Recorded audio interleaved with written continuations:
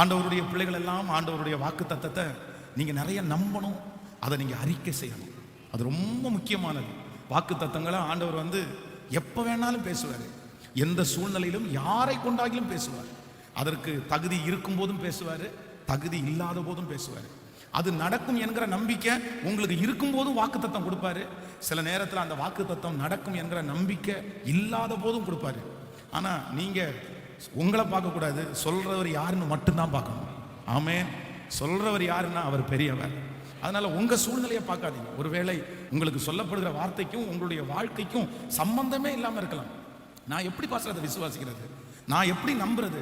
அந்த வாக்குத்தத்தம் நிறைவேறுவதற்கு அதான் ஒரு காரணமுமே எங்க வாழ்க்கையில இல்லையே. சாராளுடைய கர்ப்பம் செத்து போயிருச்சு. ஆபிரகாம் மிகவும் வயது சென்றவனான அப்படின்னா அந்த கர்த்தர் கொடுத்திருக்கிற வாக்குத்தத்தத்தை ரிசீவ் பண்றதற்கு, அதை பெற்றுக்கொள்றதற்கு ஒரு தகுதி கூட அவங்களுக்குள்ள இல்லை. ஆனா ஆண்டவர் என்ன சொல்றாருன்னா, நீ உனக்கு தகுதி இருக்கோ இல்லையோ, பேசுறது நானு, நிறைவேற்ற போறது நானு, நான் சொன்னதை செய்யும் அளவும் உன்னை. உங்களுக்கும் எனக்கும் என்ன கடமைன்னா, விசுவாசிக்கிறது மட்டும்தான் கடமை, அறிக்கை செய்கிறது மட்டும்தான் நம்முடைய கடமை. சொல்லப்படுகிற வாக்கு தத்தத்தை நீங்க ரொம்ப நம்பி நீங்க அறிக்கை செய்யணும். ஆண்டவரே நான் நம்புறேன், ஆண்டவரே இது எனக்காக பேசப்பட்டது, நீர் என்னோட பேசுறது, இந்த வாக்கு தத்தம் எனக்கு தான், நான் அதை சுதந்திரிக்கிறேன், நான் இதை எனக்காக எடுத்துக்கொள்றேன். நீங்க சொல்லிட்டே இருங்க, கண்டிப்பா சொல்றேன், இந்த நாள் முடிகிறதுக்குள்ள ஒரு அற்புதத்தை உங்கள் கண்கள் காணும். ஆண்டவர் ஆமென். சிலது வந்து உடனே நடக்கும், சிலது வந்து 6 மாசத்துல நடக்கும், சிலது வந்து 1 வருஷத்துல நடக்கும், சிலது வந்து 5 வருஷத்துல நடக்கும், சிலது 10 வருஷத்துல நடக்கும், சிலது வந்து நம்ம வாழ்க்கையினுடைய முடிவில் நடக்கும். ஆனா ஒண்ணு, அது பொய் சொல்லாது. கண்டிப்பா அது ஏற்ற காலத்துல கர்த்தர் உங்களுக்கு கொடுத்திருக்கிற வாக்கு தத்தங்கள் ஆம் என்றும் ஆமேன் என்றும் நிறைவேறும். ஆனா ஒண்ணு கண்டிப்பா நடக்கும். ஆமேன் சொல்லுங்கள், கையை உயர்த்தி சொல்லுங்க, எனக்கு நீர் சொன்ன எல்லா வார்த்தைகளும் அது நடக்கும் ஆண்டவரே. சொல்லுங்க நடக்கும். இப்ப சொல்லுங்க ஒரு 10 டைம், நான் நம்புகிறேன் ஆண்டவரே. ஒவ்வொருத்தரும் சொல்லுங்க, ஆண்டவரே நான் நம்புறேன், நான் விசுவாசிக்கிறேன், அது எனக்குரியது, நான் அதை எனக்கு எடுத்துக்கொள்றேன் ஆண்டவரே. நீர் இதற்கு முன்பாக பேசின, இனி பேச போகிற அத்தனை வாக்கு தத்தங்களும் எனக்கும் என்னுடைய பிள்ளைகளுக்கும் ஆண்டவரே என்னுடைய குடும்பத்திற்கும் உரியது, அது எனக்குரியது, எனக்குரியது. எத்தனை பேர் ஆமோதிக்கிறீர்கள்? ஸோ ஒவ்வொரு நாளும் வந்து செய்தி கொடுக்கறதுக்கு முன்பாக நம்ம மாற வேண்டிய சில காரியத்தை குறித்து ஆண்டவர் நம்மோடு கூட பேசி கொண்டிருக்கிறார். இன்றைக்கு வந்து ஆண்டவருடைய பிள்ளைகளுக்கு ரொம்ப கவனமாக இருக்க வேண்டியது என்ன, ஆண்டவருடைய வார்த்தைக்கு கீழ்ப்படுகிறதுல நம்ம ரொம்ப முக்கியமாக இருக்கணும். அதற்கு வந்து சில நேரத்தில் வந்து ஆண்டவருடைய வார்த்தை பேசப்படும் போது நம்ம வந்து கேள்வி எல்லாம் கேட்டக்கூடாது. சிலர் என்ன பண்றாங்க அப்படின்னா, ஆண்டவருடைய வார்த்தை தனக்கு நேராய் வரும்போது நிறைய பேர் கேள்வி கேட்கறாங்க. என்ன, அது அப்படி செஞ்சாதான் நடக்குமா, அப்படி இருந்தாதான் நடக்குமா, அப்படி நான் கீழ்ப்படிஞ்சாதான் அதை கர்த்தர் செய்வாரா அப்படின்னு நிறைய பேர் கேள்வி கேட்கறாங்க. ஆனா ஆபிரகாமை குறித்து வேதம் சொல்லுது, தன்னுடைய பிள்ளையை கொண்டு போய் பலி செலுத்து அப்படின்னு சொன்னதற்கு பிறகு ஒரு கேள்வி கூட ஆண்டவரிடத்துல கேட்கல. ஆண்டவரே கண்டிப்பா பண்ணிதான் ஆகணுமா, இல்லை இதுக்கு வேற ஏதாவது ஆப்ஷன்ஸ் இருக்கா, நீ ஏன் இப்படி நினைக்கிறீங்க, இது நீங்க என்ன டெஸ்ட் பண்றீங்களா, அவ்வளவுதான், நீ உன்னுடைய புத்திரன் உன் ஏகசுதன் உன்னுடைய நேசகுமாரனை எடுத்துக்கொண்டு போய் மோரியா மலையிலே எனக்காக பலி செலுத்து அப்படின்னு சொன்ன அடுத்த நிமிஷத்துல தன்னுடைய மனைவியிடத்துல கூட அவன் ஷேர் பண்ணல. ஏன் அப்படின்னா, நான் கேட்க மாட்டேன், நான் கீழ்ப்படிஞ்சிருவேன். ஒருவேளை எப்பவுமே வந்து ஜென்ஸை விட லேடிஸ்க்கு வந்து குழந்தைங்க மேல ரொம்ப பாசம் அதிகமா இருக்கும். ஒருவேளை கர்த்தருடைய வார்த்தையை மனைவி தடுத்து நிறுத்திட்டாருன்னா, அவங்க கீழ்ப்படியாம போயிட்டாங்கன்னா, ஆண்டவருடைய வார்த்தைக்கு நம்மளால கீழ்ப்படியாம போக முடியுமேன்னு சொல்லி அவங்கள்ட்ட கூட ஷேர் பண்ணல, தான் கூட வந்த வேலைக்காரங்கள்ட்ட கூட ஷேர் பண்ணல, அப்படியே போய் கீழ்ப்படிஞ்சான். கவனிங்க, அவனுடைய பிள்ளையை எடுக்கிறாரு, அந்த பலிபீடத்தின் மேல கட்டுறாரு, கட்டைகளை எல்லாம் அடக்குறாரு. அது வரைக்கும் அந்த ஆட்டுக்குட்டி அங்க பக்கத்துல இருக்கிற முள்செடியில தான் கிடக்குது. ஆனா அவருடைய கண்ணுக்கு தெரியல. பாருங்க, அவருடைய கண்ணுக்கு தெரியல. எப்ப தெரிஞ்சிருச்சு அப்படின்னு சொன்னா, தன்னுடைய பட்டயத்தை எடுத்து அந்த பிள்ளைய பலி செலுத்த போகிற அந்த நிமிஷத்துல தான் ஆண்டவர் சொல்றாரு, போதும்பா, நீ இப்ப உத்தமன் எனக்கு தெரியும், நீ என் வார்த்தைக்கு கீழ்ப்படுகிறேன்னு தெரியும். அது வரைக்கும் அவனுடைய கண்ணுக்கு தெரியாத ஆட்டுக்குட்டி அவன் கண்ணு திறக்கும் போது கரெக்டா அந்த ஆட்டுக்குட்டிய கண்ணுக்கு தெரிஞ்சிருச்சாங்க. நல்லா கவனிங்க, நீங்க ஒன்று நினைத்துக் கொள்ளுங்கள், ஆண்டவர் வந்து பொல்லாங்கினால் நம்மை சோதிக்கிறவர் அல்ல. பொல்லாங்கினால் ஆண்டவர் நம்மளை சோதிக்க மாட்டாரு. ஆனா ஆண்டவர் ஒரு காரியத்திற்கு உங்களை கீழ்ப்படிய சொன்னாருன்னா, நீங்க எதையுமே எதிர்பார்க்காதீங்க, எந்த கேள்வியுமே கேட்காதீங்க, நீங்க கீழ்ப்படிய மட்டும் செய்யுங்க. நான் நம்புறேன், உங்களுக்காய் கர்த்தர் ஆயத்தம் பண்ணியிருக்கிற அந்த ஆட்டுக்குட்டியை நீங்க கீழ்ப்படிஞ்சு முடிஞ்ச உடனேயே கண்டிப்பாக உங்கள் கண்கள் காணும். அந்த கீழ்ப்படிதலுக்கு ஆண்டவர் ஏற்ற பலனை கர்த்தர் தருவார். ஒரு விஷயம் வந்து ஞாயிற்றுக்கிழமை ஆராதனையிலே நான் வந்து செய்தியை பேசி கொண்டிருக்கிறேன். என்ன பேசினேன் அப்படின்னு சொன்னா, இந்த மாதிரி வேலை ஸ்தலத்தில் இருக்கிறவங்க வந்து அங்கே இருக்கிற டார்ச்சர் அதிகமாக இருக்குன்னு சொல்லி அங்கேருந்து நீங்கள் உடனே ஓடலாம் அப்படின்னு பார்க்காதீங்க. இல்லை அங்கே யாராவது ஒருத்தர் பழி வாங்குறாங்க அப்படின்னு சொல்றதுக்காக அங்கேருந்து உடனே ஸ்கிப் பண்ணலான்னு நினைக்காதீங்க அப்படின்னு ஒரு சம்பவத்தை சர்ச்சில் சொல்லி நான் பிரசங்கம் பண்ணிட்டு இருக்கிறேன். அப்போ அங்கே ஒரு சிஸ்டர் வந்திருக்காங்க. அவங்களுக்கு என்ன அப்படின்னு சொன்னா, ஒரு நல்ல போஸ்டிங்கில் இருந்தவங்க அங்கே இருக்கிற ஒரு மனுஷனுடைய அந்த பொறாமைனாலே அவங்களுக்கு வந்து ஒரு சாதாரணமான ஒரு டம்மி ஒரு பீஸை, அது ஒரு டம்மி வந்து அந்த அந்த சேர் அந்த சீட்டை வந்து அரேஞ்ச் பண்ணி அவங்களுடைய பதவியை அப்படியே குறைச்சு அவங்கள சாதாரணமாக உட்கார வச்சிட்டாங்க. இவங்க அந்த ஆராதனைக்கு அழுகையோடு வந்திருக்காங்க. அப்போ அவங்க மனசுல நினைச்சாங்களாமா, எனக்கு இந்த பதவி எதுக்கு, நான் எவ்வளவு பெரிய போஸ்டிங்ல இருந்தேன், என்னை இப்படி பழி வாங்குறதுக்கு இந்த குறைவான பதவியை கொடுத்தாங்களே, அதனால நான் இனி இருக்க மாட்டேன், நான் திங்கக்கிழமை போய் எனக்கு வேலை வேண்டான்னு எழுதி கொடுக்க போறேன்ற ஒரு முடிவுக்கு வந்திருக்காங்க. அப்போ நான் பிரசங்கம் பண்ணும்போது ஆண்டவர் பேசுறாரு, இல்ல உன்னை பழி வாங்கலாம், உனக்கு விரோதமா எழும்பலாம், ஆனா நீ அடங்கியிரு, கர்த்தர் உன்னை உயர்த்துவாரு, நீ ஒன்றும் பண்ண வேண்டாம் அப்படின்னு சொல்லிட்டே இருக்கிற. இந்த வார்த்தைக்கு அவர்கள் கீழ்ப்படிந்து ஒரு உயர்ந்த போஸ்டிங்ல இருந்தவங்க அதற்கு தாழ்ந்து சரி ஆண்டவரே அப்படின்னு போய் கிட்டத்தட்ட 2-3 வருடங்கள் வந்து இவங்களுக்கு டீ வாங்கி கொடுத்தவங்க, இவங்களை பார்த்து வணக்கம் சொன்னவங்களுக்கெல்லாம் இவங்க டீ வாங்கி கொடுத்து இவங்க வணக்கம் சொல்ல வேண்டிய சூழ்நிலையில் தள்ளப்பட்டார்களாமா. ஆனால் சில ஆண்டுகள் தாண்டி ஆண்டவர் உயர்த்தி உயர்த்தி உயர்த்தி பார்த்தீங்கன்னா இன்னைக்கு 1,75,000 ரூபாய் சம்பளம் வாங்குறாங்களாமா. 1,70,000. அப்போ அவங்க சொல்லும்போது, பாஸ்டர் அந்த வார்த்தைக்கு கீழ்ப்படிவதற்கு எனக்கு ரொம்ப கடினமாக தான் இருந்துச்சு.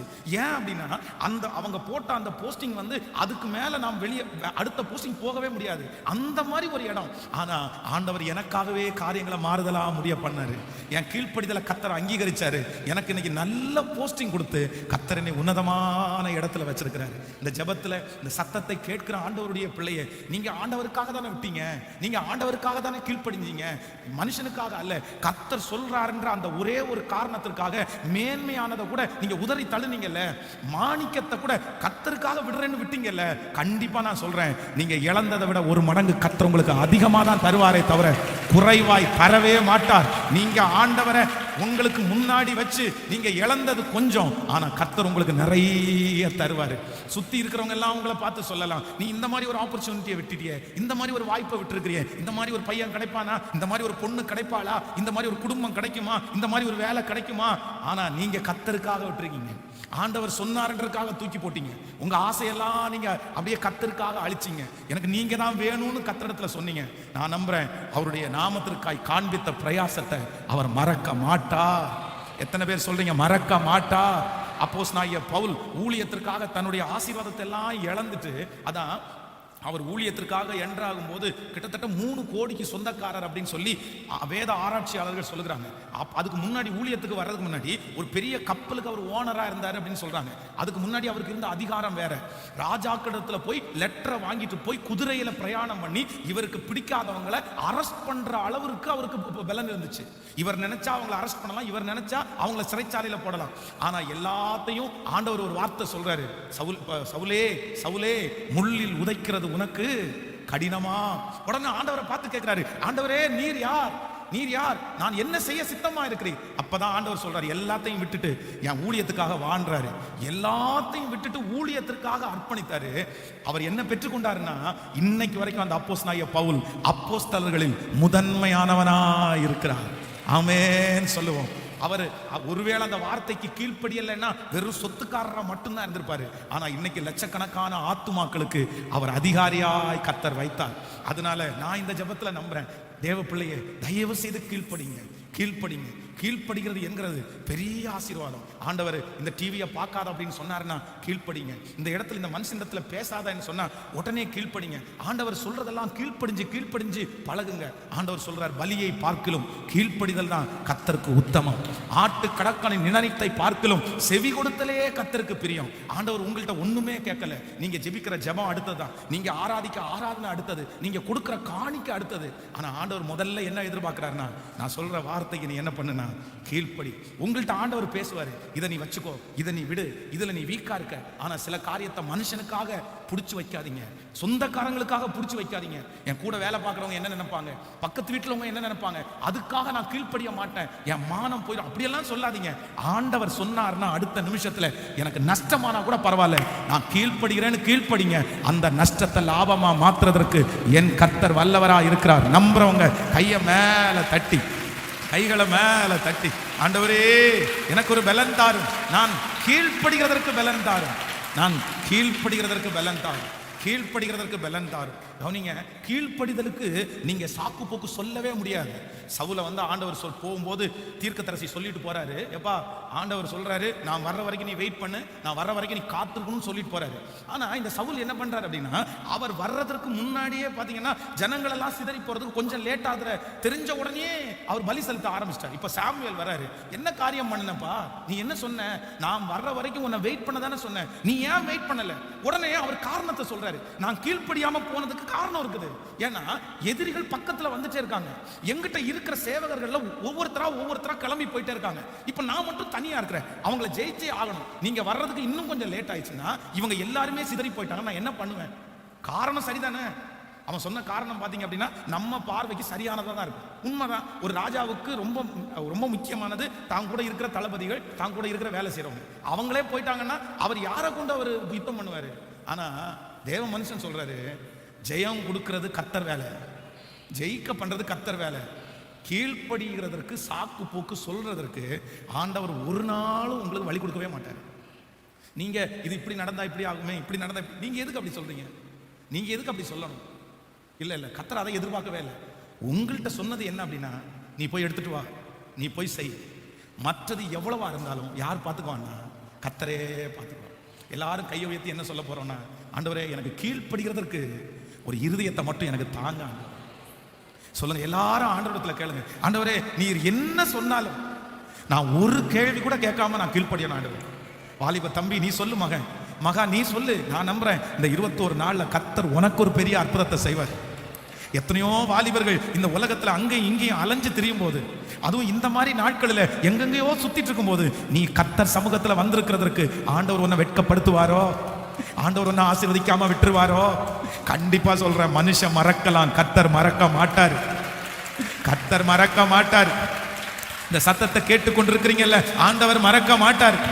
சொல்லுங்க, ஆண்டவரே நான் கேள்வியே கேட்காம கீழ்ப்படியக்கூடிய ஒரு இருதயத்தை எனக்கு தாரும் ஆண்டவரேன்னு கேளுங்க.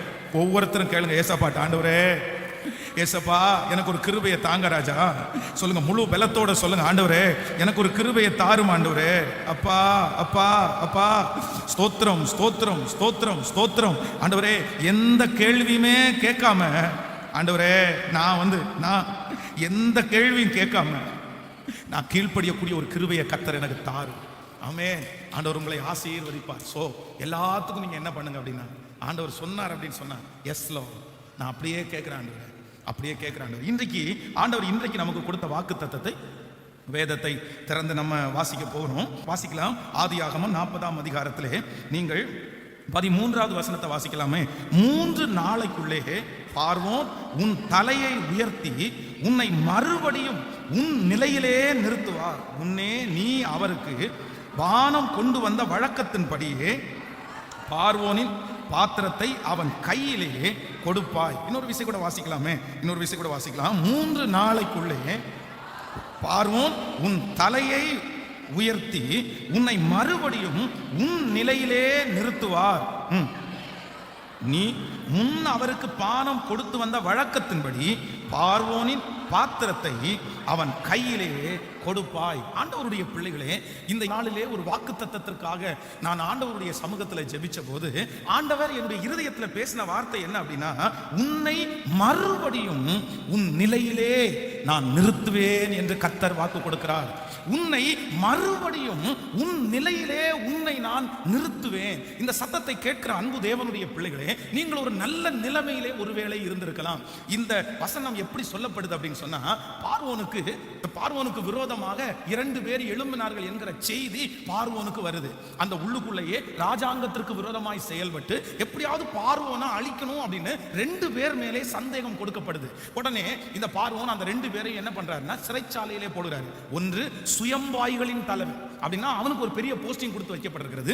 இன்னொன்று பானபாத்திரக்காரன். அப்போ இந்த சுயம்பாய்களின் தலைவன் என்கிறது என்ன அப்படின்னு சொன்னா அவன் 3வது கேட்டகரி. அப்படின்னா ராஜாவை அவன் எப்பவாவது ஒரு டைம் தான் பார்க்க முடியும், சில மாதத்திற்கு ஒரு டைம் தான் சந்திக்க முடியும்.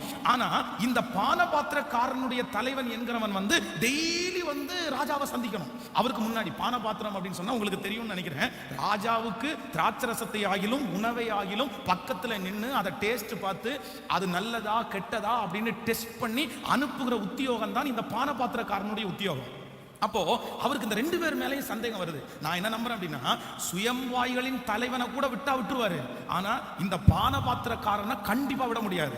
ஏன் அப்படின்னா சுயம்வாய்களின் தலைவனால அவருக்கு இருக்கிற ஆபத்து சிறிய ஆபத்து, ஆனா பானபாத்திரக்காரனுடைய தலைவனால வருகிற ஆபத்து மிகப்பெரிய ஆபத்து. இவங்க 2 பேரும் சிறைச்சாலைக்கு கடந்து போறாங்க. அப்போ அவங்க இரவிலே ஒரு சொப்பனத்தை பார்க்கறாங்க. அங்கே தேவனுடைய மனுஷனாகிய யோசேப்பு அங்க இருக்கிறார். இந்த பானபாத்திரக்காரன் நீதிமான். இந்த பானபாத்திரக்காரன் ராஜாவுக்கு விரோதமாய் எதுவுமே செய்யல, இவனை சந்தேகத்தின் பேரிலே பிடிச்சு போட்டிருக்கிறாங்க. ஆனா ராஜாங்கத்துல பொறுத்த அளவுல சிலர் மேல சந்தேகப்பட்டு பிடிச்சு போட்டா கூட அவங்கள சிறைச்சேதம் பண்ணிடுவாங்க, அவங்கள கொன்றுவாங்க. ஏன் அப்படின்னா ஒருவேளை அவன் அப்படி இருந்தா கூட ராஜாவுடைய உயிர் தான் முக்கியமே தவிர அந்த மனுஷனுடைய உயிரை முக்கியமா நினைக்க மாட்டாங்க. இந்த சிறைச்சாலைக்குள்ளே தன்னுடைய உயிருக்கு பயந்து இருக்கிறான். எனக்கு உயிர் கிடைச்சா போதும், நான் திரும்ப வாழ்ந்தா போதும், ஏற்கனவே இருந்த போஸ்டிங் எனக்கு கிடைக்காட்டி கூட பரவாயில்ல, ராஜ சமூகத்துல நான் அவருக்கு வேலை செய்யாட்டி கூட பரவாயில்ல, என்ன சாகாம என்ன உயிரோட வச்சிருந்தா போதும் அப்படின்னு நினைக்கிறான்.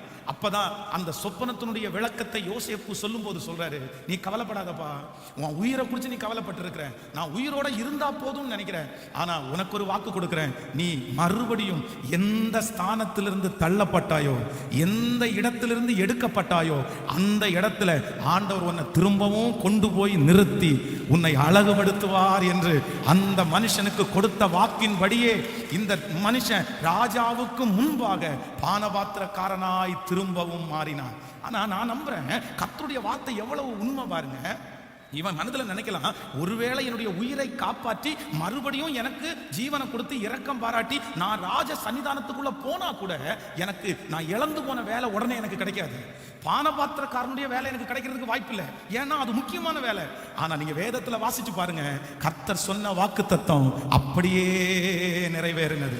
இந்த ஜெபத்துல இந்த சத்தத்தை கேட்கிறவங்க நீங்க இன்னைக்கு இதே சந்தேகத்துல இருக்கலாம், பாஸ்டர் எனக்கு ஆண்டவர் 1000 தான் கொடுத்தாலும் மறுபடியும் நான் நிற்க முடியுமா, மறுபடியும் நான் அந்த வேலையை செய்ய முடியுமா, மறுபடியும் நான் தலை நிமிர்ந்து வாழ்வேனா, என் பலன் எனக்கு இல்ல பாஸ்டர், என்னுடைய திறமைகள் எனக்கு இல்ல பாஸ்டர், நான் அந்த காரியத்தை எல்லாம் விட்டு பல வருடங்கள் ஆயிருச்சு, ஒருவேளை அப்படிப்பட்ட ஒரு சூழ்நிலை வந்தா கூட பழையது மாதிரி என்னால இருக்க முடியும்ன்ற நம்பிக்கை எனக்கு இல்லைன்னு வந்திருக்கலாம். ஆனா ஆண்டவர் உங்களை மறுபடியும் அந்த இடத்துல நிறுத்துவாரே, ஆனால் அதற்கு வேண்டிய சகல பலன் உங்களுக்கு வரும், ஆரோக்கியம் உங்களுக்கு வரும். உன்னை நீ இழந்து போன அந்த இடத்திலே உன் தலையை உயர்த்தி உன்னை மறுபடியும் உன் நிலையிலே கர்த்தர் உன்னை நிறுத்துவேன் என்று கர்த்தர் வாக்கு கொடுக்கிறார். ஒரு நாள் ஜெபிக்கிறவர்களாய் இருந்து இன்றைக்கு ஜெபமே இல்லாமல் வாழ்ந்திருக்கலாம். ஒருவேளை ஒரு நல்ல வேலையிலே இருந்து இன்றைக்கு அந்த நிலை உங்களிலே அதிலிருந்து நீங்க தள்ளப்பட்டு காணப்படலாம். ஒரு நாள் மற்றவர்களுக்கு கடன் கொடுக்கிறவர்களாய் இருந்து ஆனா இன்னைக்கு ஒரு பெரிய கடன்காரியை போல கடன்காரனை போல அவமானப்பட்டு நீ இருக்கலாம். ஒரு நாளிலே மேடைகளிலே நின்று பாட்டு பாடலாம், பிரசங்கம் பண்ணலாம், நிறைய பேருக்கு சாட்சியா இருக்கலாம். ஆனா எல்லாத்தையும் நான் இழந்தது மாதிரி நான் ஃபீல் பண்றேன் பாஸ்டர், எனக்கு கொஞ்ச நாள் அந்த எண்ணம் இல்லை, ஆனா சமீப காலமா நான் அந்த ஸ்தானம் எனக்கு திரும்ப கிடைக்குமா, அந்த இடம் எனக்கு திரும்ப கிடைக்குமா, நான் மறுபடியும் அப்படி இருப்பேனா அப்படின்ற ஆதங்கத்தில் இருக்கிற ஒவ்வொரு தேவனுடைய பிள்ளையினுடைய கரத்தையும் பிடிச்சு கர்த்தர் சொல்றாரு, நான் மறுபடியும் இழந்து போன ஸ்தானத்துல மறுபடியும் உன் தலையை நான் உயர்த்தி உன் நிலையிலே உன்னை நிறுத்துவேன், உன்னை நிறுத்துவேன், உன்னை நிறுத்துவேன். கைகளை தட்டி நம்புறவர்கள் ஹல்லேலூயா, மறுபடியும் நிலையிலே உன்னை நிறுத்துவேன். உன் இழந்து போன ஸ்தானம் உனக்கு திரும்ப வருகிறது, நீ இழந்து போன பணம் உனக்கு திரும்ப வருகிறது, இழந்து போன அந்த மேடை உனக்கு திரும்ப வருகிறது, இழந்து போன அந்த ஆண்டவரோடு உள்ள உறவாடுதல் திரும்ப வருகிறது. ஓ ஹல்லேலூயா, என் மீட்பராகிய கர்த்தர் தீர்க்க தரிசனமான வார்த்தையை சொல்லுகிறார், உன்னை மறுபடியும் உன் தலையை நான் உயர்த்துவேன், மறுபடியும் உன் தலையை நான் உயர்த்தி உன்னை மறுபடியும் நீ இழந்த அந்த இடத்துல உன்னை கொண்டு போய் நிற்க வைப்பேன். உன் பிள்ளை தள்ளப்பட்ட ஸ்தானத்துல ஆண்டவர் மறுபடியும் அவனை கொண்டு வச்சு கர்த்தர் அழகு பார்ப்பார். உங்க குடும்பம் தள்ளப்பட்ட இடத்துல ஆண்டவர் சொல்றார், மறுபடியும் அந்த ஸ்தானத்தில் ஒரு நாள் தெரியாம நான் அப்படி செஞ்சுட்டேன் பாஸ்டர். அந்த ஸ்தானத்தினுடைய மேன்மை எனக்கு தெரியல, நான் தான் மிஸ்டேக் பண்ணேன். ஆண்டவர் எனக்கு கொடுக்காத எதுவுமே இல்லை பாஸ்டர், ஆண்டவர் எனக்கு ரொம்ப நல்லா கொடுத்துருந்தாரு. ஆனால் அன்னைக்கு யாரோ ஒருத்தருடைய வார்த்தையை நான் கேட்டு இந்த மாதிரி இழந்துட்டேன். நான் எனக்குள்ள ஒரு கொஞ்சம் கோபம், அந்த ஸ்தானத்தை உதறி தள்ளிட்டு நான் வந்துட்டேன். எனக்கு வேண்டான்னு தூக்கி போட்டேன். நான் செஞ்ச ஒரு சின்ன மிஸ்டேக் பாஸ்டர். அந்த இடத்துல இருந்து நான் ஒன்றுமே இல்லாமல் திரும்ப துரத்தப்பட்ட ஒரு சூழ்நிலையில் இருக்கிறேன். யாரோ ஒருத்தர் இங்கே ஃபீல் பண்ணிகிட்டே இருக்கலாம். என் வாழ்க்கையில் அடித்த ஒரு பெரிய புயல், எங்கள் குடும்பத்தில் வந்த ஒரு பெரிய பிரச்சனை, நான் அந்த ஸ்தானத்திலிருந்து வெளியே வர்றதுக்கு ஒரு காரணமாகவே மாறிடுச்சு. நான் அப்படி எதிர்பார்க்கல பாஸ்டர், நான் அப்படி நினைக்கவே இல்லை. ஆனால் நான் அதுலேருந்து வெளியே வந்துட்டேன். திரும்ப அந்த இடத்துக்கு உள்ளே போகணும், அந்த காரியத்தை செய்யணும்னு நான் நினைக்கும் போது என்னால் முடியல. நான் இப்படியே இருந்துருவேணும்னு எனக்கு பயமாக இருக்குது பாஸ்டர்.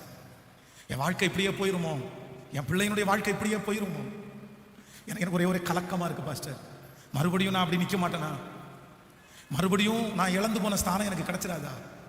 ஆண்டவர் இன்றைக்கு உங்களுடைய இருதயத்தினுடைய அழுகையை கர்த்தர் பார்க்கிறார், அந்த வேதனையை கர்த்தர் பார்க்கிறார். அவர் தான் வாக்கு கொடுக்கிறாரு, உன் இருதயம் கலங்க வேண்டாம், உன் இருதயம் கலங்க வேண்டாம், நான் உன்னை மறுபடியும் உன் ஸ்தானத்திலே உன்னை நான் நிறுத்துவேன், மறுபடியும் நான் உன்னை உன் ஸ்தானத்திலே நிறுத்துவேன். அதற்கு எந்த வழியுமே இல்லாவிட்டாலும் என் தேவரீர் சகலத்தையும் செய்ய வல்லவர். அவர் செய்ய நினைத்தது தடைபடவே தடைபடாது. ஒரு 10 டைம் கையை உயர்த்தி சொல்லுங்க, நான் நம்புறேன்றதை மட்டும் சொல்லுங்க, சொல்லிட்டே இருங்க. எந்த வழியுமே இல்லைன்னா கூட நம்புற ஆண்டவரேன்னு சொல்லுங்க, சொல்லுங்க சொல்லுங்க. பழைய சந்தோஷம் உங்களுக்கு திரும்ப வரும், பழைய உற்சாகம் உங்களுக்கு திரும்ப வரும், பழைய அழகு உங்களுக்கு திரும்ப வரும். சொல்லுங்க, அறிக்கை செஞ்சுட்டு அப்படியே கர்த்தர் கேட்கிறார், கர்த்தர் பார்க்கிறார், கர்த்தர் பார்க்கிறார். அந்த சுறுசுறுப்பு திரும்ப வரும். இழந்தது தானே அப்படின்னு சொல்ல வேண்டாம். இழந்ததை கர்த்தர் திரும்ப கொடுக்கிறவர் அல்லவா, இழந்ததை கர்த்தர் திரும்ப கொடுக்கிறவர் அல்லவா. உன் தலையை நான் உயர்த்தி உன்னை மறுபடியும் அதே இடத்துல நான் நிறுத்துவேன். ஆமேன்னு சொல்லுங்க. ஆண்டவருக்கு ஒரு மனுஷனை பழைய இடத்துல இல்லைன்னா இழந்து போன ஒரு இடத்துல கர்த்தர் மறுபடியும் அவனை நிறுத்துறது ரொம்ப சுலபம் அப்படின்றத ஒரு மனுஷனுடைய வாழ்க்கை நமக்கு ரொம்ப அழகாக போதிக்குது.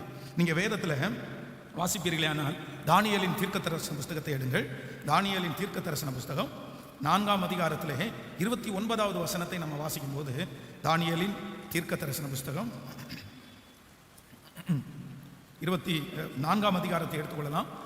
தானியேலின் தீர்க்கதரிசன புஸ்தகம் ஸ்தோத்திரம் 4வது அதிகாரத்திலே 29வது வசனத்திலிருந்து நம்ம வாசிக்க போகிறோம். 24ஆம் அதிகாரம் 29வது வசனத்திலிருந்து வாசிப்பீர்களே, ஆனால் வேதம் நமக்கு சொல்லுகிறது, 12 மாதம் சென்ற பின்பு ராஜா பாபிலோனின் ராஜ்யத்தின் அரண்மனையிலே உலாவி கொண்டிருந்த போது, இது என் வல்லமையின் பராக்கிரமத்தினால் என் மகிமை பிரசாபத்திற்கென்று ராஜ்யத்தினுடைய அரண்மனைக்காக நான் கட்டின மகா பாபிலோன் அல்லவா என்று சொன்னார். இந்த வார்த்தை ராஜாவின் இருதயத்தில் இருக்கும் போதே வானத்திலிருந்து ஒரு சத்தம் உண்டாகி, ராஜாவாகிய நேபுகாத் நேச்சாரே, ராஜ்ய பாரம் உன்னை விட்டு நீங்கிற்று, மனுஷனிலிருந்து தள்ளப்படுவாய், வெளியின் மிருகங்களோடே சஞ்சரிப்பாய், மாடுகளைப் போல புல் மேய்வாய். இப்படியே உன்னதமானவருடைய மனுஷருடைய ராஜ்யத்தில் ஆளுகை செய்து தமக்கு சித்தமாய் இருக்கிறவனுக்கு அதை கொடுப்பார் என்று நீ அறிந்து கொள்ளும் மட்டும் 7 காலங்கள் உன்மேல் கடந்து போகும் என்று உனக்கு சொல்லப்படுகிறது என்று விளம்பினது. அந்நேரமே இந்த வார்த்தை நேபுகாத் நேச்சரிடத்தில் நிறைவேறிற்று. அந்த மனுஷனிலிருந்து தள்ளப்பட்டு மாடுகளைப் போல புல் மேய்ந்தான். அவனுடைய தலைமயிர் கழுகுகளுடைய இறகு போலவும் அவனுடைய நகங்கள் பட்சிகளுடைய நகங்களைப் போலவும் வளர் மட்டும் அவன் சரீரம் ஆகாயத்து பனியிலே நனைந்தது. அந்த நாட்கள் சென்ற பின்பு நேபுகாத் நேச்சராகிய நான் என் கண்களை வானத்திற்கு ஏறெடுத்தேன். அப்பொழுது என் புத்தி எனக்கு திரும்ப வந்தது. அப்பொழுது நான் உன்னதமானவரை ஸ்தோத்தரித்து என்றென்றைக்கும் ஜீவித்திருக்கிறவரை புகழ்ந்து மகிமைப்படுத்தினேன். அவருடைய கர்த்தத்துவம் நித்திய கர்த்தத்துவம், அவருடைய ராஜ்யம் தலைமுறை தலைமுறையாய் நிற்கும். பூமியின் குடிகள் எல்லாரும் ஒன்றுமில்லை எனப்படுவார்கள். அவர் தமது சித்தத்தின்படியே வானத்தின் சேனையையும் பூமியின் குடிகளையும் நடத்துகிறார். அவருடைய கை நடத்துகிறது. அவரை நோக்கி என்ன செய்கிறீர் என்று சொல்லத்தக்கவன் யார் என்றும் இல்லை என்றேன். அவ்வேளையிலே என் புத்தி எனக்கு திரும்ப வந்தது. என் ராஜ்யத்தின் மேன்மைக்காக என் மகிமையும் என் முகக்கலையும் எனக்கு திரும்ப வந்தது. என் மந்திரிமாரும் என் பிரபுக்களும் என்னை தேடி வந்தார்கள். என் ராஜ்யத்தில் நான் ஸ்திரப்படுத்தப்பட்டேன். அதிக மகத்துவமும் எனக்கு கிடைத்தது. ஆமென் சொல்லுங்கள். இந்த நேபுகாத் நேச்சாருடைய வாழ்க்கையை பற்றி நம்ம எல்லாருமே அறிந்திருக்கிறது. அப்படின்னா ஆண்டவர் தான் இந்த நேபுகாத் நேச்சாரை உயர்ந்த இடத்துல ஆண்டவர் வைத்தார். அவனுக்கு நிறைய ராஜ்யங்களை கர்த்தர் கொடுத்தார். அவனுக்கு நிறைய ஞானத்தை கர்த்தர் கொடுத்து அவன் மூலமாய் நிறைய கட்டிடங்களை எல்லாம் ஆண்டவர் அவன் மூலமாய் கட்டி எழுப்பினார். இஸ்ரவேல் ஜனங்களை கூட பாடம் கற்பிக்கிறதற்காக ஆண்டவர் நேபுகாத் நேச்சரை நிறைய இடத்துல கர்த்தர் அவனை பயன்படுத்தினார். ஆனா ஒரு நாள் மேல மாடியில உப்பரிகையில அவன் உலாத்தி கொண்டிருக்கும் போது தன்னுடைய தேசத்தினுடைய அழகையெல்லாம் பார்க்கிறான். கட்டின அந்த ஸ்ட்ரக்சரை எல்லாம் பார்க்கிறான். சே, இவ்வளோ அழகா நம்ம கட்டியிருக்கிறோமா, நம்ம எவ்வளோ ஞானமாக கட்டியிருக்கிறோம், நம்முடைய தேசம் ரொம்ப அழகா இருக்குது. இப்போ எங்க பார்த்தாலும் லைட்டு, எங்க பார்த்தாலும் ரோடு, இதெல்லாம் நம்ம தான் பண்ணணும், இது நம்ம மூலமாக தான் செய்யப்பட்டது. அந்த பெருமை அவனுடைய மனசுல வந்த உடனே வானத்திலிருந்து ஒரு சத்தம் உண்டாகுது. எப்பா, நீ ஏன் பெருமைப்படுற? இது நீ கட்டினதுன்னு சொன்ன, அதனால மனிதனிலிருந்து தள்ளப்பட்டு மிருகங்களுக்கு ஒப்பாவாய். உடனே பார்த்தீங்கன்னா அவனுடைய பெருமையினால வேதம் சொல்லுது, அவனுடைய முடியெல்லாம் நிறைய வளர்ந்துச்சாமா. அவன் ஒரு சாதாரணமான ஆடு மாடை போல வெளியிலே கழுத்துல ஒரு கயிறை கட்டி ஒரு குத்தி அடிச்சு அதுல அவனை கட்டி வச்சிருந்தாங்களாமா. எவ்வளவு பெரிய நிலைமையை பாருங்க. ஒரு ராஜா, மகா பெரிய அந்த பாபிலோனுடைய ராஜா, ஒரு மனசுக்குள்ள ஒரு பெருமைப்பட்டதுனால அவன் ஒரே நாள் தன்னுடைய ராஜ்ய பாரத்திலிருந்து தள்ளப்பட்டான். ஆண்டவர் பெருமை உள்ளவனுக்கு எதிர்த்து நிற்கிறார். எதை வேணாலும் கர்த்தர் சமாளிப்பாரு. ஆனா பெருமை உள்ளவங்க பட்சத்துல கர்த்தர் நிக்க மாட்டாரு. நீங்க உயர்த்தப்படும் போது, நீங்க ஆசீர்வதிக்கப்படும் போது உங்களுக்கு பெருமை மட்டும் வந்துடக்கூடாது. உங்களுக்கு பெருமை வந்துச்சுன்னா நான் சொல்றேன், நீங்க விழ போறீங்கன்னு அர்த்தம். ஆண்டவர் உங்களை உயர்த்திட்டே இருக்க இருக்க நீங்க மரணம் வரைக்கும் உயர்த்தப்படணும்னு நீங்க நினைச்சீங்கன்னா, உயர்வு வர வர உங்களை என்ன பண்ணணும்னா உங்களை தாழ்த்திட்டே இருக்கணும். நீங்க ஒன்றும் இல்லைன்னு சொல்லணும். ஏன் அப்படின்னா, நம்ம யாரும் ஆரம்பத்தில் எதுவும் கொண்டு வந்தவங்க இல்லை. நம்ம ஆரம்பத்தில் பெரிய ஞானவான்கள் அல்ல. நமக்கு கொடுத்ததெல்லாம் கர்த்தர் கொடுத்தாரு. நமக்கு கிடைச்சதெல்லாம் ஆண்டவரால் தான் கிடைச்சிருச்சு. நம்முடைய பலத்தால எதுவும் கொண்டு வர முடியாது. நம்முடைய திறமையினால சம்பாதிக்க முடியாது. நம் திறமையை கர்த்தர் ஆசீர்வதித்தார். நம்முடைய வேலையை கர்த்தர் ஆசீர்வதித்தார். அந்த காரணத்தினால தான் உங்களுக்கும் எனக்கும் ஆசீர்வாதம் வந்துச்சே தவிர வேற எதுனாலையும் வரல. அதனால பெருமைக்கு ஆண்டவருடைய பிள்ளைங்க ஒரு பர்சன்டேஜ் கூட இடம் கொடுக்க கூடாது. நான் கர்த்தருக்கு முன்பாக தாழ்மையாய் சொல்லுகிறேன். 3 பேரை வைத்து அந்த திருச்சபையை நம்ம 2005 ஆரம்பிச்சோம். ஆனா இவ்வளவு தூரம் ஆண்டவர் என்னை உயர்த்தினார். ஆயிரங்களுக்கு நம்பினார், லட்சங்களுக்கு நம்பினார், இப்ப ஆண்டவர் கோடிகளுக்கு நம்பினார். போன இந்த ஞாயிற்றுக்கிழமை, இப்போ இன்னைக்கு இந்த ஞாயிற்றுக்கிழமையை கூட பாத்ரூமுக்குள்ள போய் ஆலயத்தில் பலிபீடத்துக்கு முன்னாடி நிற்கிறதுக்கு முன்னாடி அழுதுட்டே தாங்க வந்தேன். ஆண்டவரே, எனக்கு பிரசங்கம் பண்ண தெரியாது ஆண்டவரே, எனக்கு பாட்டு பாட தெரியாது ஆண்டவரே, எனக்கு ஜனங்களுடைய இருதயத்தை கண்டுபிடிக்க தெரியாது ஆண்டவரே, அதனால நீங்க தான் ஆண்டவரே பேசணும், என்னதான பிரசங்கம் பண்ணாலும் கிரியை செய்கிறது நீங்க தான் அப்படின்னு இந்த ஞாயிற்றுக்கிழமை கூட அழுதுட்டு தான் கர்த்தர் சமூகத்தில் வந்து நின்னேன். லிட்டரலா உண்மையா பலிபீடத்திலிருந்து சொல்றேன். அப்ப நான் நம்புறேன், தாழ்மை உள்ளவனை கர்த்தர் கிருபையின் மேல கிருபை கொடுக்கிறது. அதனால இதுவரைக்கும் ஒருவேளை உங்கள் பெருமையினால ஒருவேளை நீங்க நிறைய இழந்திருக்கலாம். இந்த ஜெபத்துல இருக்கிறவங்க அப்படிதான், பெருமையினால சிலர் பாக்கெட்ல இருக்கிற பணத்தை அப்படியே வாரி இறைப்பாங்க பாருங்களேன். பெருமையினால அந்த பேர் வரணுன்றதுக்காக அந்த பணத்தை எல்லாம் கொடுப்பாங்க, கடன் கொடுப்பாங்க, மற்றவங்களுக்கு முன்னாடி போட்டோ எடுத்துக்குவாங்க. பெருமையினுடைய ஒரு பர்சன்டேஜ் கூட உங்களுக்குள்ள எப்பவுமே ஒட்டிடக்கூடாது. ஒரு கார் வாங்கும்போது கர்த்தர் நாமத்தை தான் மகிமைப்படுத்தணும். ஒரு பைக் வாங்கும்போது கர்த்தர் நாமத்தை தான் மகிமைப்படுத்தணும். ஒரு கடை ஓபன் பண்ணும்போது கர்த்தர் நாமத்தை தான் மகிமைப்படுத்தணும். ஒரு திருமணம் நல்லா நடக்கும்போது கர்த்தர் நாமத்தை தான் மகிமைப்படுத்தணும். எதுலையுமே உங்களுக்கு மரியாதையை நீங்க கொண்டு வராதீங்க. நீங்க மறைஞ்சிருங்க. நான் சொல்றேன், நீங்க மறைய மறைய மறைய கர்த்தர் உங்க மூலமாய் பகிரங்கமா வெளிப்படுவார், ரொம்ப பெருசா வெளிப்படுவார். ஒரு நாள்ல ஒரு 100 டைம் நீங்க சொல்லுங்க, என்ன தாழ்த்துற ஆண்டவரே, நான் ஒன்றும் இல்லை ஆண்டவரே, நான் எனக்கு அடிக்கடி பெருமை வருதுன்னு சொல்றவங்க, பெருமையிலிருந்து நீங்க மேற்கொள்ளணும்னா இந்த ஒரு வழிதான் இருக்குது.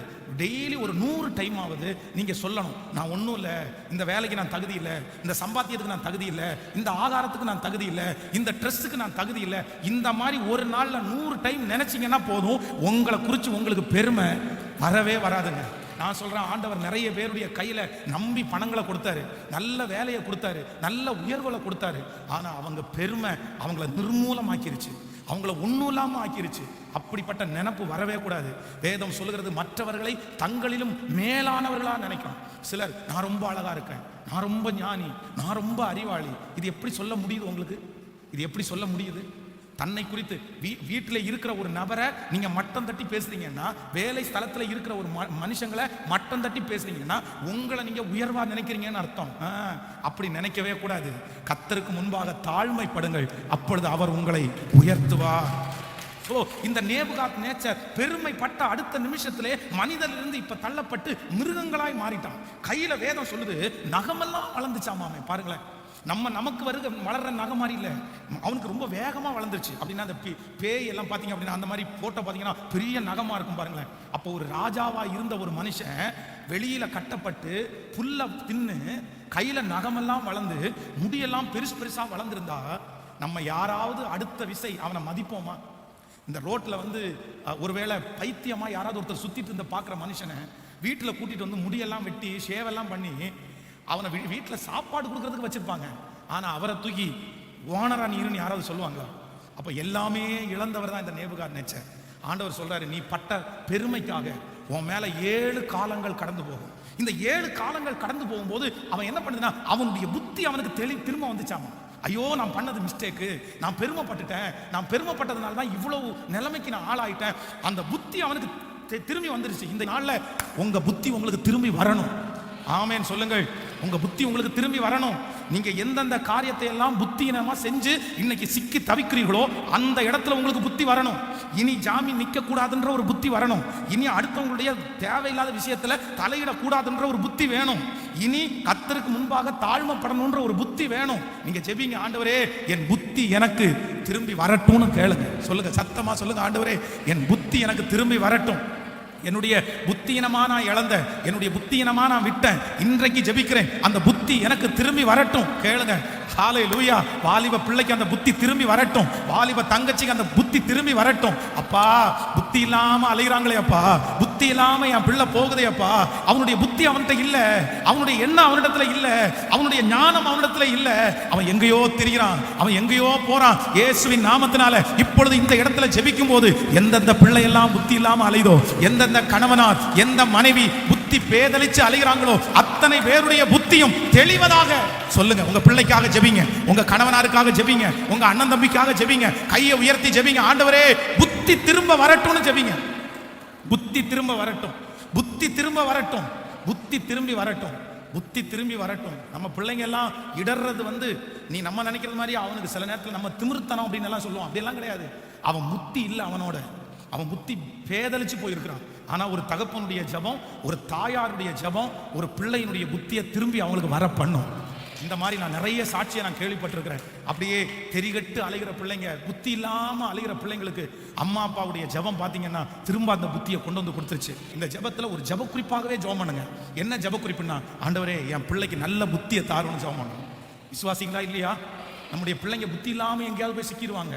அப்போ பிள்ளைங்களும் ஜெபம் பண்ணணும். வாலிப தம்பிங்க தங்கச்சி ஜெபம் பண்ணணும். ஏன்னா சில ஃப்ரெண்ட்ஸ் உங்களை புத்தி இல்லாமல் உங்களை கொண்டு போய் நடத்துவாங்க. அந்த நேரத்தில் எப்படி நேபுகாத் நேச்சருக்கு அந்த புத்தி மங்கி போச்சோ அந்த மாதிரி உங்களுக்கு மங்கி போயிடும். அதனால நீங்க ஜெபிக்கணும், ஆண்டவரே என் புத்தி எனக்கு திரும்ப வரட்டும் ஆண்டவரே.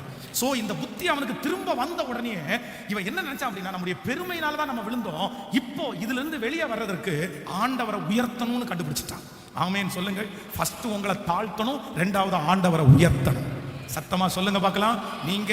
நீங்க திரும்ப இழந்து போன ஸ்தானத்துல கர்த்தர் உங்களை நிக்க வைக்கணும்னா, நீங்க பெருமையினால எதையாவது நீங்க இழந்திருப்பீங்கன்னா முதல்ல உங்களை தாழ்த்தணும். ஒரு நாள்ல 100 டைமாவது உங்களை தாழ்த்தணும். நம்பர் 2, ரெண்டாவது கர்த்தரை நீங்க உயர்த்தணும். இவன் உடனே புத்தி தெளிஞ்ச உடனே உன்னதமான கர்த்தரை ஸ்தோத்தரித்து, நீங்க பெரியவர், நீங்க உயர்ந்தவர், நீங்க தான் ஆண்டவரே, நீங்க தான் ஆண்டவரே, நீங்க தான் ஆண்டவரே. அப்போ அந்த வார்த்தையை அவன் சொல்லிட்டே இருக்கும்போது என்ன நடக்குதுன்னா, வேதம் ரொம்ப அழகாய் சொல்லுகிறது. நீங்கள் 36வது வசனத்தை வாசிக்கும் போது, அவ்வேளையிலே என் புத்தி எனக்கு திரும்ப வந்தது, என் ராஜ்யத்தின் மேன்மைக்காக என் மகிமையும் என் முக கலையும் எனக்கு திரும்பி வந்தது, என் மந்திரிமாரும் என் பிரபுக்களும் என்னை தேடி வந்தார்கள், என் ராஜ்யத்திலே நான் ஸ்திரப்பட்டேன், அதிக மகத்துவமும் எனக்கு கிடைத்தது. ஹல்லேலூயா. உன் ஸ்தானத்திலே மறுபடியும் நிறுத்துவேன் என்று சொன்ன கர்த்தர் இந்த நேபுகாத் நேச்சரை காண்பித்து சொல்றாரு. 7 ஆண்டுகள் 7 காலங்கள் ஒரு மிருகத்தை போல புல்லை தின்று முடியெல்லாம் நகமெல்லாம் யாரும் மதிக்கத்தக்காத ஒரு பைத்தியக்காரனை போல இருந்த அந்த மனுஷனை கர்த்தர் அந்த காலங்களை தாண்டினதுக்கு பிறகு மறுபடியும் கர்த்தர் ராஜாவா நிறுத்துறாரு. ராஜாவா நிறுத்தும் போது என்ன வார்த்தை சொல்றாரு? இதுக்கு முன்னாடி இருந்ததை விட அதிக கனமும் மகிமையும் என் ராஜ்ய பாரத்திலே கிடைத்தது. ஆமென் சொல்லுவோம். நான் சொல்றேன், இதை விட பெரிய விளக்கம் கர்த்தர் உங்களை திரும்ப உங்க ஸ்தானத்துல நிறுத்துவார்ன்றதற்கு தேவை இல்லைன்னு நான் நம்புறேன். நீங்க நிறைய பேர் மனசுல மறுபடியும் அந்த ஸ்தானத்தை நான் எட்டி பிடிக்கிறதுன்றது அது முடியாது பாஸ்டர், நீங்க மனசுல ஃபிக்ஸ் பண்ணி இருக்கலாம். இனி அப்படியெல்லாம் வர முடியாது பாஸ்டர் என்னால. நீங்க 1000 தான் சொல்லுங்க, நான் எப்படி பழைய நிலைமையை வருவேன்? உங்களுடைய கேள்வி குறிக்கிறீங்களா? நான் நம்புறேன், இந்த நேபுகாத் நேச்சர் பைத்தியம்னு எல்லாராலையும் ஐடென்டிஃபை பண்ணப்பட்டான். அவனுடைய மந்திரிமாரு அவனை ஏத்துக்கிறது எவ்வளவு பெரிய விஷயம். ஏத்துக்க முடியுமா? அப்படி 7 வருஷம் பைத்தியமா அலைஞ்சிட்டு இருந்த ஒருத்தனை கூப்பிட்டு, ஏற்கனவே நீ ராஜாவா இருந்த, இப்போ நீ ராஜாவா இருந்து சொன்ன உடனே நம்ம ஏத்துக்கோமா? ஆனா வேதம் சொல்லுது, கர்த்தர் உங்களுக்கு ஸ்தானத்தை கொடுத்தாதான், மறுபடியும் தேவன் உங்களுக்கு ஸ்தானத்தை கொடுத்தா மற்றவங்க பிரமிக்கிற அளவுக்கு தான் கர்த்தர் உங்களை நடத்துவார். ஹல்லேலூயா. மறுபடியும் உங்கள் ஸ்தானத்திலே கர்த்தர் உங்களை நேபுகாத் நேச்சரை நிறுத்தின கர்த்தர் நிறுத்துவார். உங்களுக்கு நம்பிக்கையே ஊட்டத்தான் கர்த்தர் அந்த வார்த்தையை சொல்லுகிறார். இல்லை, எவ்வளவு காலமானாலும், நீ எவ்வளவு கீழே போனாலும், மனிதர்கள் மதிக்கவே முடியாத அளவிற்கு அதல பாதாளத்துக்குள்ள போனாலும் கர்த்தர் சொல்றார், இந்த 21 நாள் முடியும் போது கர்த்தர் உன்னை மறுபடியும் உன் ஸ்தானத்திலே கர்த்தர் நிறுத்துவார். இதோ அந்த வியாபாரம் உங்கள் கையிலே திரும்ப வருகிறது. இதோ அந்த வருமானம் உங்கள் கைகளிலே திரும்ப வருகிறது. இதோ அந்த ஊழியம் உங்கள் கைகளிலே திரும்ப வருகிறது. இதோ உங்கள் பலன் உங்கள் கைகளிலே திரும்ப வருகிறது. அது இதற்கு முன்பாக இருந்ததை விட மேன்மையாயிருக்கும், மேன்மையாயிருக்கும். கையை உயர்த்தி சொல்லுவோம், இயேசுவே நம்புற ஆண்டவரே, நம்புற ஆண்டவரே.